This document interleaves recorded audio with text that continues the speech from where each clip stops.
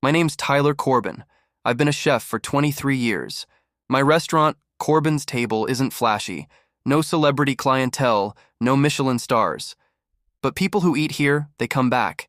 They say there's something about the food, something comforting, familiar. I used to think it was my secret butter sauce, or maybe the way I slow roast the sweet onions until they practically melt. That all changed the night he came in. It was a slow Thursday just before closing.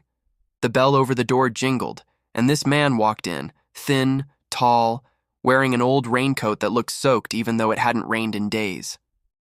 He sat at the counter and ordered a coffee, black. Didn't say much, just stared at the specials board. When I finally asked if he wanted to eat, he just smiled faintly and said, "You've cooked everything you know how to cook, haven't you, Chef Corbin?" I laughed it off, told him I was always learning new things. He slid a small, folded piece of paper across the counter. "Then learn this," he said. It was a recipe.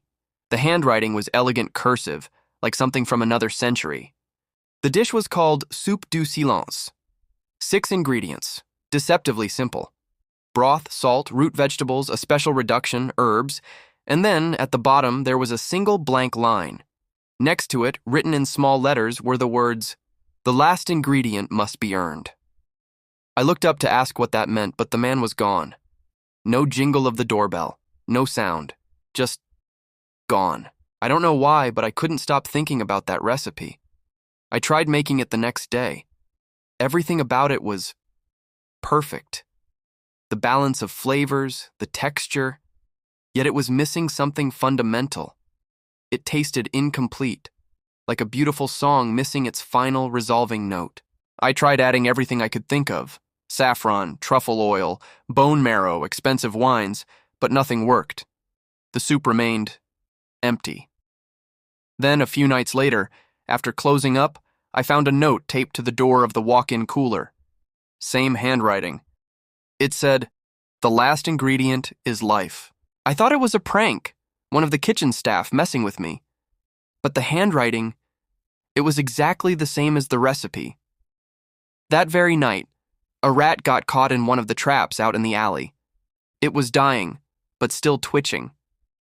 On an impulse, God forgive me, I took a few drops of its blood and added them to the pot of soup simmering on the stove. The change was instantaneous. The flavor shifted, deepened. The aroma became absolutely intoxicating. The broth began to shimmer around the edges with a faint golden light. When I tasted it, it was like remembering every perfect meal I'd ever had in my entire life all at once. It was nostalgia, love, home. I served it the next night as a special. Every single person who tried it cried. They said it made them feel whole again, that they could taste something they thought they had lost forever. But after dinner service, as they left, they looked empty. Their eyes were unfocused. A few of them couldn't even remember where they'd parked their cars. A week later, one of my regulars, Mrs. Pollard, was found dead in her apartment. The report said no foul play, just gone. Peaceful, they said. Then another customer died, and another. Each one had eaten the soup du silence. That's when I got the second visit. Same man, same damp coat. Only this time, his eyes looked different. They were black, like pools of oil. "You found the last ingredient," he said, his voice a low whisper. "But you've taken without giving. You owe a debt." He handed me another note, another piece of that same aged paper. It said, "To balance the flavor, you must give what you took." And then, just like before, he was gone.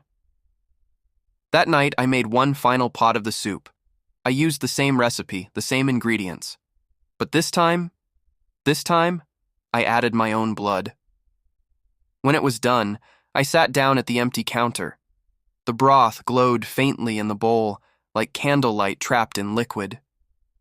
I lifted the spoon to my lips, and for a moment, I swore I heard whispers coming from it. They were saying my name. They were saying, "Thank you." Then everything went dark. They found the restaurant locked from the inside the next morning.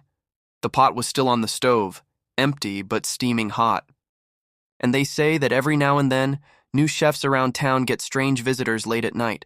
Visitors who offer them handwritten recipes, always missing one key ingredient, always from someone who smells faintly of brimstone and ashes. Thanks for watching. If you enjoy this kind of dark and speculative horror, make sure to hit that like button and subscribe to the channel for more stories from the shadows. Enjoy the soup.